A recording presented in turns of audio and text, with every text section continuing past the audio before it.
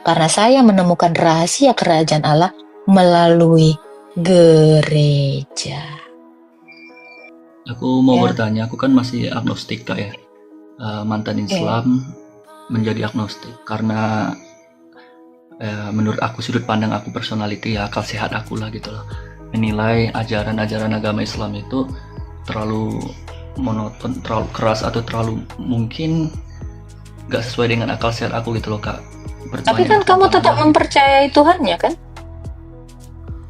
Aku sih lebih ke sekarang ini lebih kosong agama sih, tapi Tuhan aku tuh itu yang aku belum bisa. Tapi sekarang aku arahnya belajar ke Kristenan itu karena lebih rasional menurut aku gitu loh.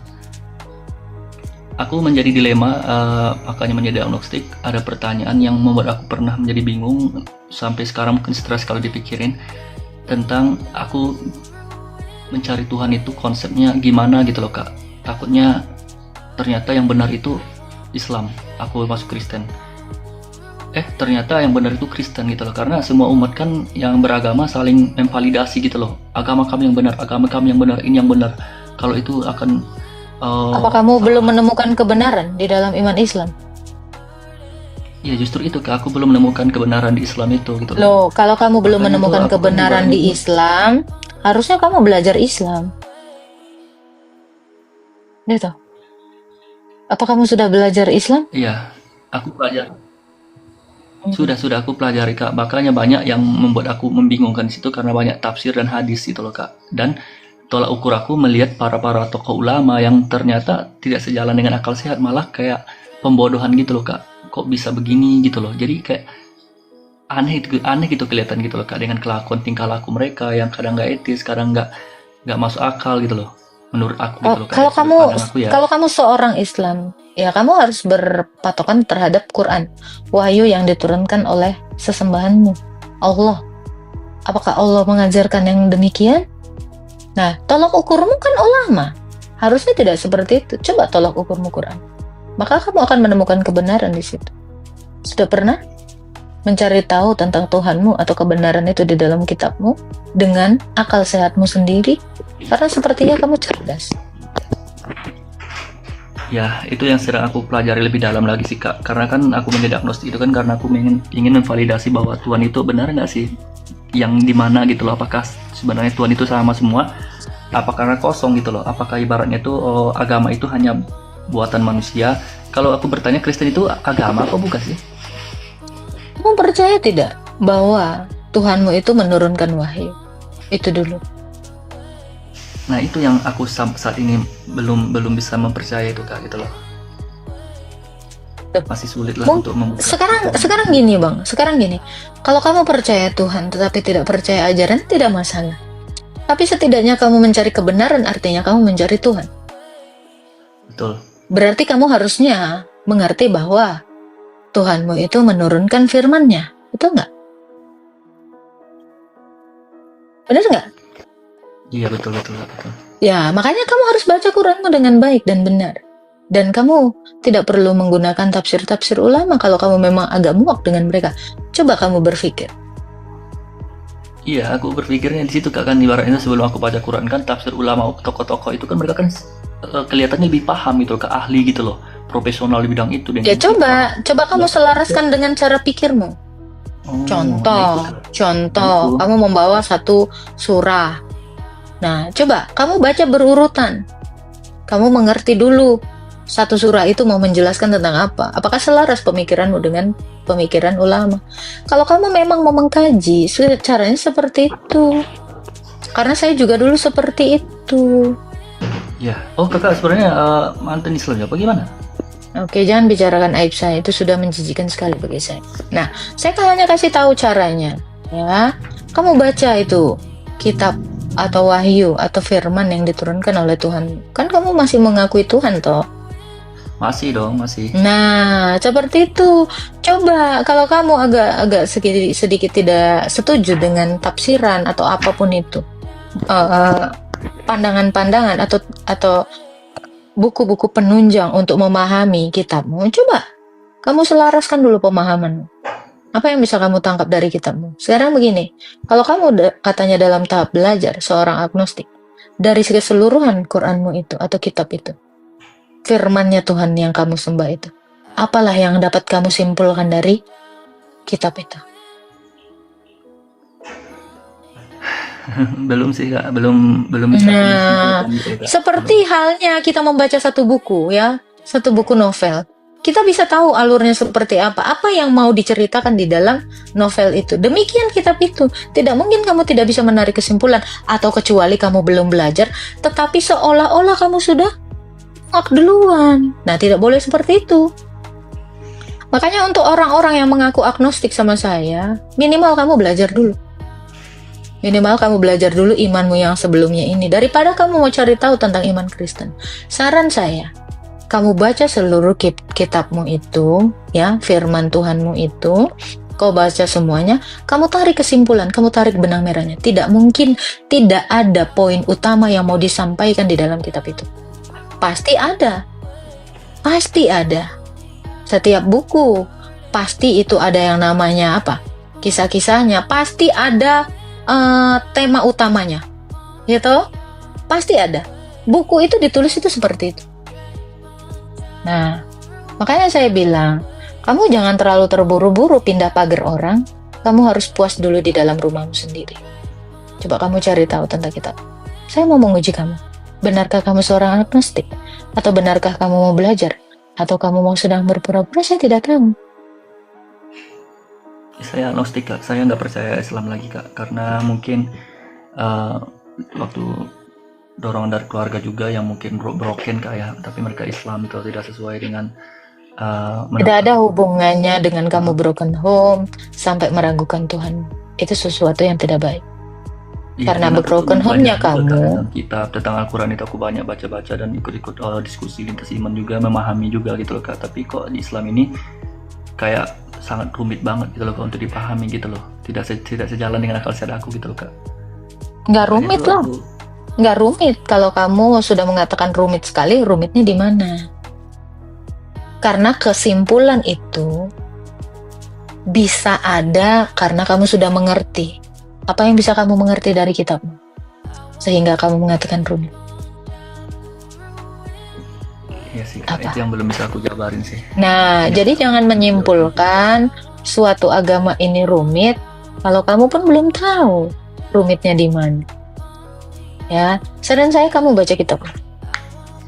Oke. Baca kitabmu, selaraskan dengan cara pandangmu, dan itu satu malam bisa kamu selesaikan. Baca aja terjemahan. Satu malam bisa kamu selesaikan atau 2 malam. Saran mungkin mulai dari mana Kak? Mulai dari mana asal saran mungkin? Ya seluruh Quran itu dari awal. Dari surat yang paling pertama. Dari Al-Fatihah itu bagus. Biar kamu mengerti. Dan Al-Fatihah itu juga kamu harus tahu artinya seperti apa. Itu perlu dimengerti semuanya.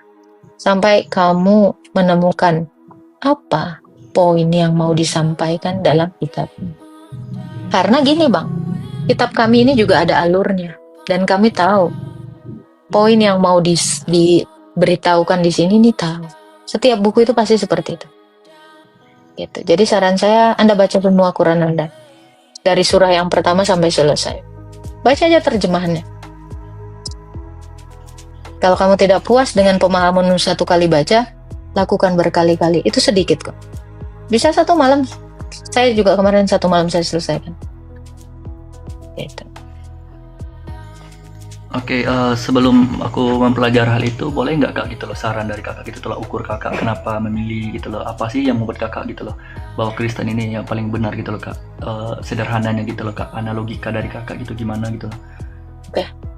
Saya tahu Tuhan itu adalah rahasia. Kalau Tuhan itu sifatnya goib, kamu percaya Tuhan itu goib? Tuhan itu adalah rahasia, misteri. Maka hanya Dia sendiri yang bisa mengungkapkan siapa dirinya. Sama seperti manusia. Saya juga misteri. Kalau saya diem aja gini, ada yang tahu tentang saya? Tidak. Tidak. Demikian Allah.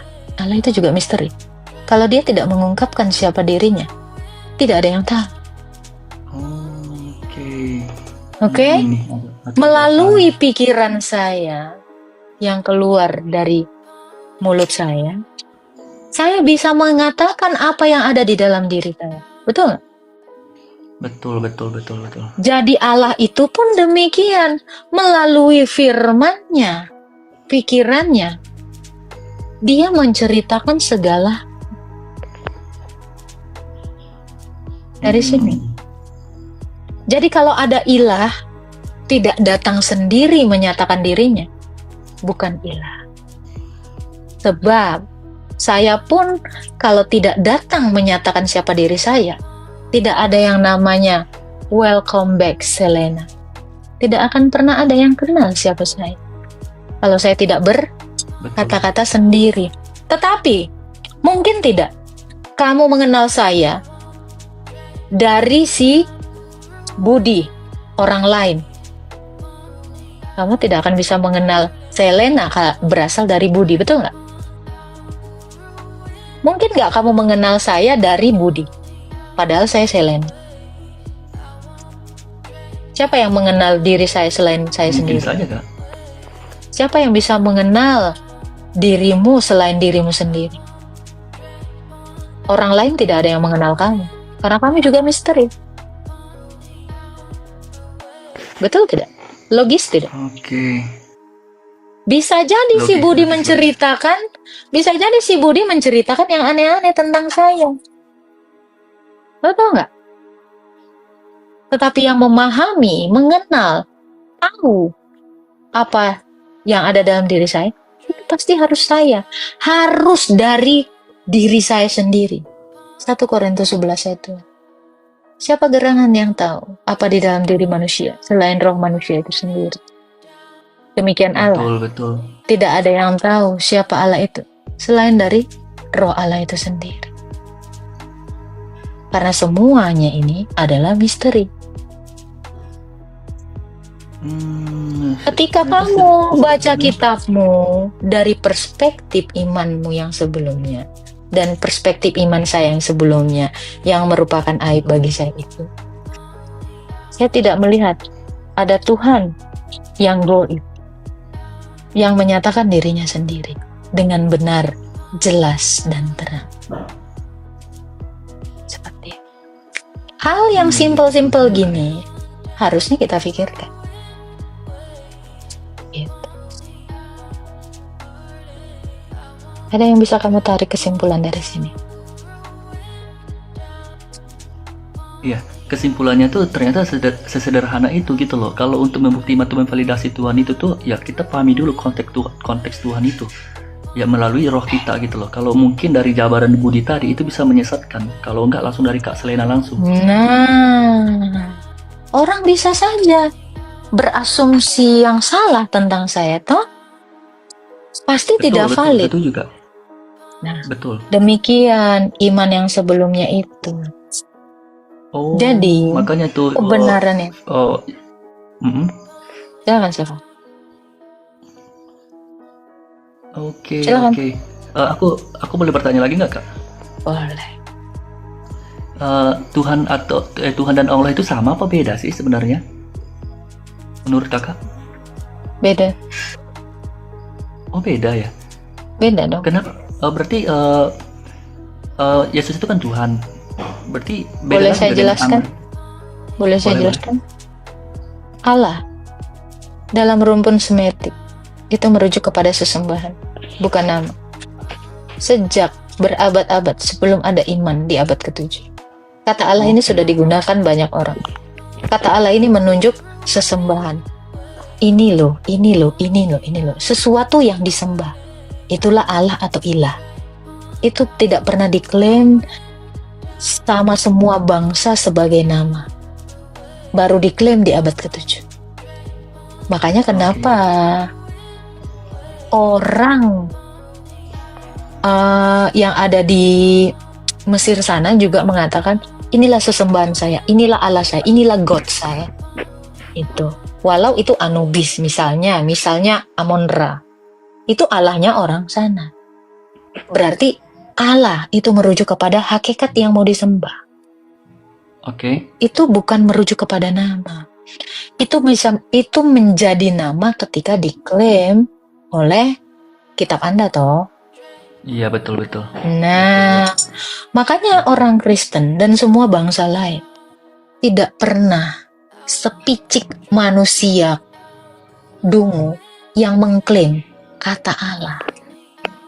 Itu cuma orang dungu yang mengklaim bahasa saya itu saya. Nah, itu bagi saya hanya seperti orang-orangan sawah yang tanpa intelek pakai jas, padahal tidak ada. Kosong. Itu adalah suatu pernyataan yang idiot menurut hemat saya, tapi tidak tahu menurut hemat orang lain toh. Nah, Tuhan itu adalah nama keagungan atau gelar keagungan. Itu gelar, sesuatu yang disematkan. Contoh seperti presiden, guru, itu gelar. Manusia itu bisa digelari Tuhan, dan manusia itu lumrah digelari Tuhan. Jadi beda toh. Hakikat, Iya. tadi kan dibilang sesembahan, Allah itu sesembahan. Hakikat dengan gelar beda nggak? Beda. Yang membedakannya di mana, Kak? Hakikat itu merujuk kepada hak sang kebenaran, tetapi gelar itu tidak merujuk kepada sang zat atau kebenaran itu. Hak itu. Allah itu zat, Oke. esensi. Esensi itu tidak bernama. Sekarang kamu percaya nggak kalau Allah itu satu? Aku percaya, Kak. Aku percaya. Makanya tuh aku Ya. bingung dengan banyak agama saat Karena- ini gitu loh, Kak. Karena bumi Banyak ini Tuhan, satu. apa banyak. Karena bumi ini satu. Mungkin nggak ada dua Tuhan yang menciptakan. Nggak mungkin sih kalau satu. Ya, pasti tidak mungkin. Berarti ada satu Allah yang benar. Yang lain adalah yang ngaku-ngaku benar. Kita masuk lagi kepada misteri yang saya bilang. Kalau dia adalah sang kebenaran, dia datang menyatakan kebenarannya. Betul tidak? Tidak mungkin si Budi menyampaikan kebenaran Tuhan ini. Ya toh? Karena Tuhan adalah misteri. Goib. Iya, benar-benar. Ya udah. Jadi kesimpulannya umat Kristen juga setuju dan mungkin Islam itu nggak bisa divalidasi oleh manusia itu sendiri, Kak ya. Allah itu ya, Kak. Saya tidak mau mengatakan itu. Tapi mari kita sebagai manusia sama-sama merenungkan ini dengan akal dan budi kita. Oke. Ada lagi yang mau ditanya? Ya gini, Kak, konsep penebus dosa itu bagaimana gitu loh kira-kira, Kak? Hanya untuk pengikut Kristus atau mungkin yang nggak pengikut Kristus tapi dalam artian mereka tuh sebenarnya tidak tahu karena tidak memahami Kristen itu sendiri. Jadi mereka tuh terdoktrin oleh agama tertentu gitu, termasuk Islam itu sendiri. Akhirnya mereka hanya ujaran kebencian dalam hatinya dan nggak mau memahami ternyata konsep Kristen itu sesederhana ini gitu loh. Itu apakah Tuhan Yesus itu akan menebus dosa umat yang lain itu juga, Kak? Tuhan itu kasih. Itu yang dijelaskan. Dan bukan hanya iman saya, di dalam imanmu juga Allah Maha Pengasih, betul? Iya, betul. Allah itu kasih. Dia akan mengasihi siapapun. Dan dia memberikan kasihnya itu gratis. Harusnya semua ilah melakukan hal yang sama. Setuju? Oke, setuju. Tapi aku pernah baca ayat, tapi aku lupa ayat berapa, Ali Imran atau berapa, Kak ya. Di situ pokoknya terjemahannya saya tahu. begini. Tuhan itu menyesatkan yang Dia kehendaki dan memberi petunjuk kepada yang Itu dikehendaki. nanti. Kalau di Islam. Itu nanti. Kita masuk dulu ke Allah itu adalah kasih, dan ini pasti disetujui seluruh agama. Betul? Iya, betul. Setuju, Kak. Setuju. Oke. Selain kasih, Allah itu juga adil. Iya, setuju. Oke. Di dalam kasihnya, dia juga menunjukkan keadilannya. Kalau dia adil, setiap yang berdosa harusnya menerima hukuman. Setuju nggak? Iya, setuju. Oke. Kalau dia kasih, mau kamu apapun itu, harusnya dia tetap memberi. Setuju nggak? Setuju juga. Nah, bagaimana cara menjalankan kasih dan keadilannya ini? Apa yang bisa dilakukan seorang manusia dulu ya, untuk menegakkan keadilan dan kasih ini? Karena manusia juga pasti memiliki kasih dan pengen keadilan toh. Pasti ada sifat Betul. adil dalam diri kita. Iya, betul. Oke. Setuju Kak. Bagaimana caranya menjalankan Taat keduanya? aturannya. Kalau misalnya dia bersalah, harus dihukum nggak? Ya harus. Ya, karena adil, merujuk kepada keadilannya. Iya, Kalau dia kasih, terus yang salah ini gimana? Diampuni? kalau ini nih yang nggak membingungkan bagi aku. Kalau kasih berarti Ini Kalau yang kasih nggak mah pernah diampuni. bisa, iya. Ini yang nggak pernah bisa dilakukan ilah-ilah lain selain ilah saya. Oh. Kalau dia kasih, sabar dulu, saya belum punchline. Ini baru nge-trigger kamu aja biar berpikir. Kalau dia kasih, maka dia wajib memberinya, memberi semua kasih itu toh. Kalau dia kasih. Oke. Kalau dia adil, orang salah harus dihukum toh. Mungkin nggak orang salah dikasihi? Sulit ya. Ya nggak mungkin. Bagaimana mengasihi orang yang salah? Bagaimana dia menegakkan keadilannya bagi orang yang salah? Sementara dia kasih. Ini nggak bisa bertentangan dua-duanya, karena Allah itu punya dua sisi ini, adil dan kasih. Oke. Saya mau memperlihatkan wajahnya yang mengerikan dan wajahnya yang kasih. Inilah Allah yang adil dan Allah yang kasih. Untuk menunjukkan kasihnya kepada orang yang salah gimana? Ada yang tahu caranya nggak? Apakah dengan dibikin dia itu kesusahan? Dalam artian apa, dibikin menderita atau mungkin sakit apa gimana? Terus supaya berserah diri. Saya mau ngajak kamu berpikir ya. Dan teman-teman yang di bawah ini juga berpikir. Kalian sebenarnya sudah tahu jawabannya. Tapi kalian bingung. Karena saya memang suka bikin bingung. Bagaimana ada orang berdosa diadili dan dikasihi sekaligus? Gimana? Kamu belum ada jawaban? Harus dengan cara apa mengasihi orang yang berdosa? Ingat ya, Allah itu adil dan kasih. Ada orang berdosa. Ini semua manusia berdosa kan? Bagaimana cara orang berdosa ini dikasihi sekaligus diadili? Muter otak lu semua. Kok puter-puter kepalamu? Ayo, gue trigger nih. Bagaimana loh? Kalau diampuni dia nggak adil dong. Karena hukumnya setiap salah harus dihukum. Betul. Nah, itu ada sanksi disebut konteks keadilan itu. Jadi gimana menegakkan keduanya? Jadi gimana menegakkan keduanya nih kepada manusia yang berdosa? Harus dihukum dan harus dikasihi. Kamu nggak ada kepikiran, kebayang? Itu disebut dengan konsep penebusan dosa itu. Kalau dosa harus dihukum toh. Hukum mati. Kasih itu gimana menegakkan kasihnya? Kalau dia sudah menghukum orang yang berdosa ini, kasihnya gimana? Caranya gimana mewujudkan kasihnya ini? Bertobat apa gimana kira-kira? Inilah yang dilakukan Yesus 2000 tahun yang lalu. Kalau manusia itu salah, harus dihukum. Dikasihi dengan cara digantikan olehnya.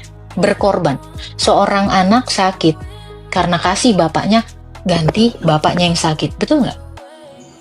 Betul Kak. Nah, betul.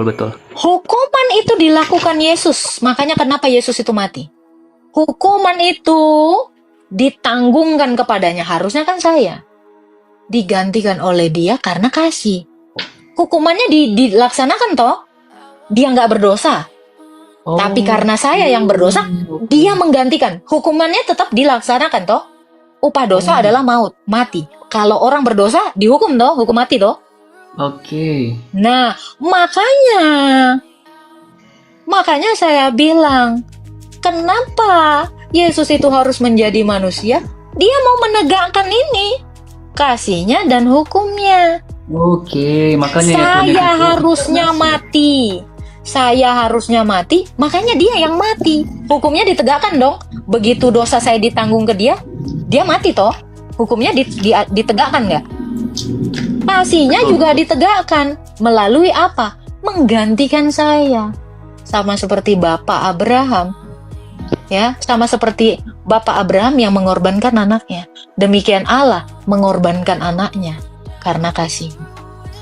Oke, berarti itu yang disebut dengan konsep inkarnasi itu gak? Bukan.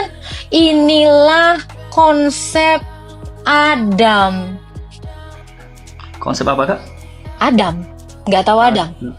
Adam itu bijaksana. Adam. Manusia pertama. Oh, konsep Kamu Adam. tahu? Oke.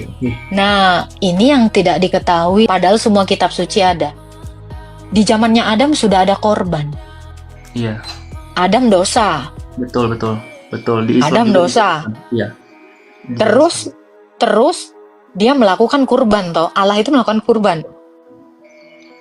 Ada domba yang mati, ada yang berkorban demi si Adam. Harusnya Adam mati saat itu. Betul. Karena dia salah. Iya, betul, harus disanksi. Makanya kenapa Kain dan Habel pernah tahu berkurban di tempatmu. Betul? Betul. Jadi sejak semula ibadah itu adalah kurban. Oke. Ibadah itu bukan gini-gini, bukan. Ibadah itu adalah kurban. Kurban. Karena dengan kurban mendekatkan diri kita dengan Allah. Makanya ada istilah karab. Kurban itu dari kata karib. Karib artinya apa? Dekat. Dekat, iya, sahabat karib. Dekat. Iya, lebih dekat, iya. Sama dengan. Nah, makanya ada kurban. Adam nih kan waktu dia berdosa, nyopot dari Tuhan, menjauh dari Tuhan. Tahu dia dosa, salah, sadar diri. Jauh toh, ada jarak. Telanjang, karena dosa itu membuat ketelanjangan pada Adam. Nah, Tuhan mengorbankan ini domba yang gak salah. Dipakein baju, makanya dia dekat lagi. Inilah konsep kurban. Coba. Karena tanpa pengampunan, manusia itu tidak bisa didekatkan dengan Allah. Tanpa menumpahkan darah, tidak ada pengampunan dosa. Ini kata Taurat Musa. Masalahnya kalian nggak tahu Taurat, mengimani aja. Iya. Nah, Betul. jadi konsep semula itu adalah kurban. Dari awal penciptaan sampai ke zaman sekarang ini. Konsistensi Allah itu teruji hanya pada satu Tuhan kami. Saya tidak tahu kalau Tuhan yang lain ini. Saya tidak tahu Tuhan yang lain ini. Coba kepada Adam apalah konsepnya? Gak ada yang tahu. Di dalam imanmu yang sebelumnya yang adalah aib saya. Ya, di zamannya Adam, itu dia tidak tahu konsepnya apa. Ibadah itu seperti apa? Bukan sujud-sujud, bukan. Itu bukan ibadah. Ibadah itu kurban. Ya, di zamannya Musa, apa konsepnya?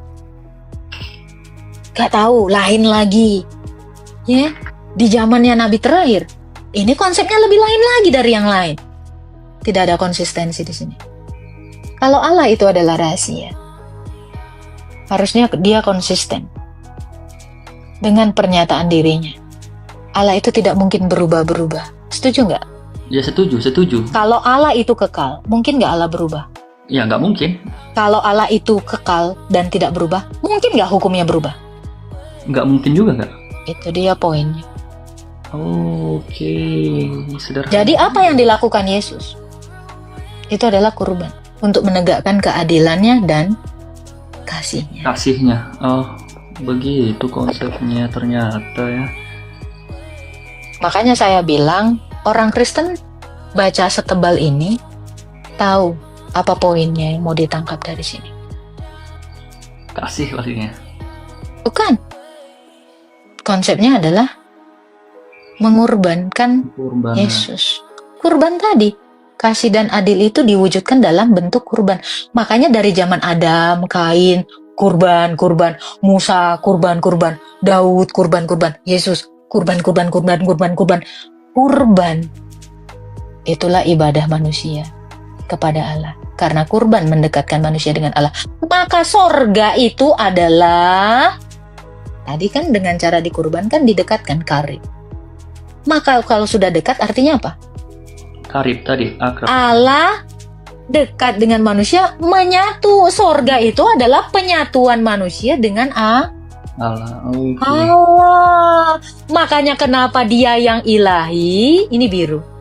Makanya kenapa Allah jadi manusia. Sebab Allah menyatukan manusia melalui kurban tadi. Oke. Makanya ini digelari domba Paskah Allah. Makanya ini gelarnya domba. Kenapa? Karena dia mendekatkan manusia dengan Allah. Oh, makanya Itu surga, itu.